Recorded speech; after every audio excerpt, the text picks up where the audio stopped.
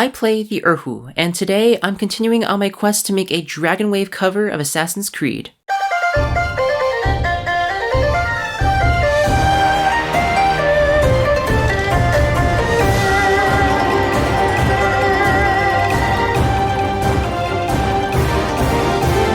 Hi erhu lovers, and welcome to another episode of Dragon Waveify. Today we're just going to be continuing off of Assassin's Creed. If you haven't seen the previous episode, link right there, you can take a look. And with that, I got my thinking cap on, so let's just jump straight in. Alright, so we last left off with composing the Dragon Wave cover of Assassin's Creed, and we are now where we have the fast-paced movement to really amp up the tension. So with that, let's just start off right where we left off and do a time-lapse now.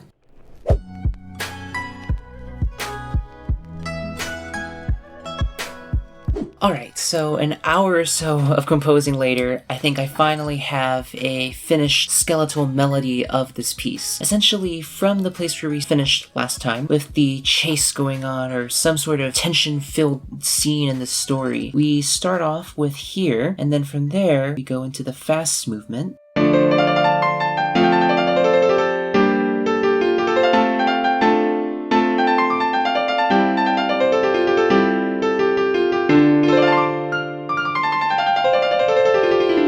And then in that kind of tension-filled climax of this piece, we bring it back down, and now you get to calm down with your duty fulfilled. So we go back to a calmer, slower melody that's reminiscent of the original from the slow movement before, but now it's intertwined just a little bit more with that Ezio family theme.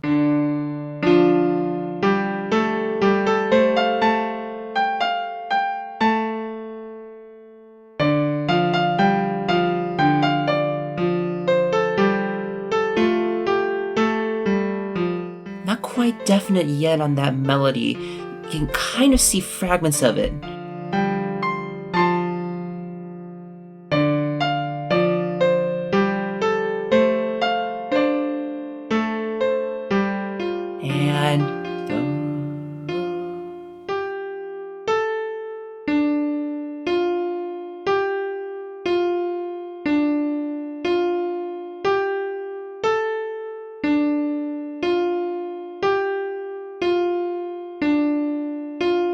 And then in real life when I'm playing this on the erhu, we'll slow it down a little bit with a retardando.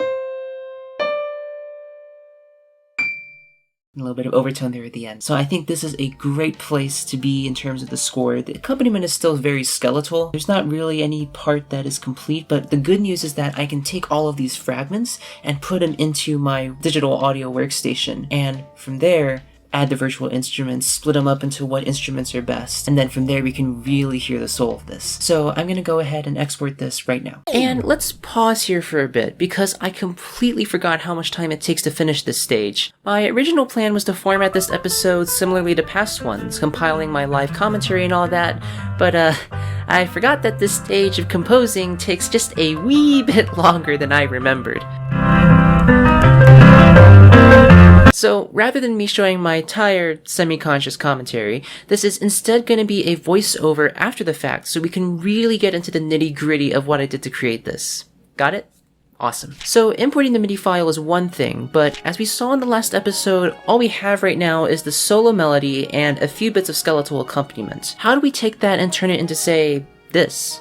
Well, the bad news is that while I have played the erhu for a long time, I haven't played any other traditional Chinese instruments. Chances are if you sat me in front of a pipa or guzheng, my fingers would bleed. The good news is that there are virtual instruments that, while not perfect, can still be great for projects like this. The first step was to add in some instruments to spice up the atmosphere of the story we're trying to tell. I started off with a guzheng since that was what I originally planned on using to start off the piece. I really wanted to focus on the atmosphere, so I added some reverb to pretty much everything. However, while it was epic, especially after adding some traditional drums, I realized that it was a bit too sudden.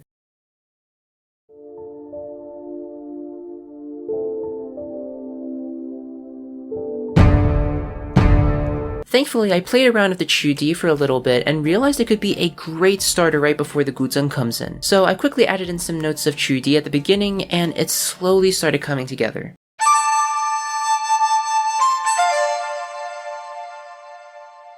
And yes, the chudi has reverb too. As a finishing touch, I added in a yangqin to give the guzheng a nice little plucking buddy, and a shun with lots of reverb to add a ghostly bit of atmosphere, almost like you can just hear the ghosts of your ancestors whispering in your ear. The last instrument I added was surprisingly a cello.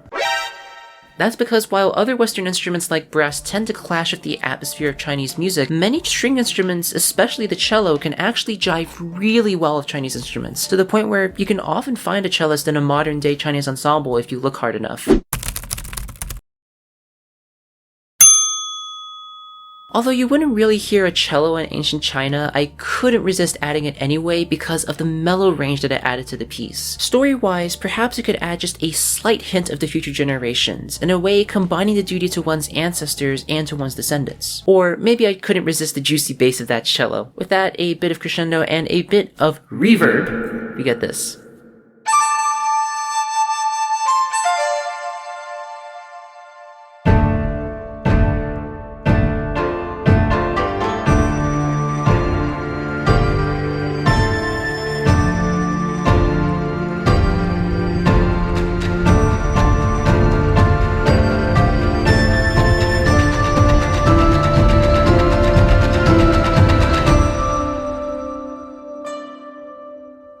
Alright, not too bad of a beginning, but what about the rest? How do we introduce the melody and keep all of these accompanying instruments active? Thankfully, this part is a little bit simpler. Because I already composed the melody, I was able to use the MIDI file as a stand-in for the future recording of me playing it on the erhu. With that, I split the main melody into 3 sections. The first would be the more expressive and somewhat gentle chapter, where we have a member of the assassin's family sometime in Tang Dynasty China who isn't yet aware of their lineage or ancestral duty. For this, I mainly added yangqin, chudi, and cello for accompaniment, with a ghostly shun and faint guzheng in the background for atmosphere. If you want to know more about how I came up with the story for this piece, just watch the previous episode in the link above in the top right. Eventually, this character finds out about their heritage and duty, and so they begin on their journey as the music transitions to the Ezio's family theme. Perhaps the character must infiltrate a heavily guarded place like the Emperor's Palace, or explore the seedy nighttime underground of Chang'an. Either way, this means we can increase the scale and epicness of the accompaniment, bringing back the drums and crescendoing everything until a giant peak that explodes into a fast-paced second movement. Here, I really focused on getting a good beat for the drums and ended up with this. There I added guzheng, chudi, and cello to help accentuate some key notes and chords from the melody, and as a bit of icing on the cake, I made the melody here so that it is a more fast-paced version of the Ezio's family theme to really bring home the fact that this is all part of our protagonist's family duty.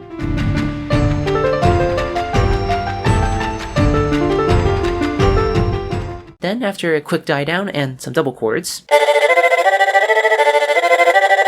we ramp up the tension one last time, and our protagonist definitely misses the arrows wishing past them as they get on their horse and ride off to freedom, making their horse do that cool bucking move in the movies, and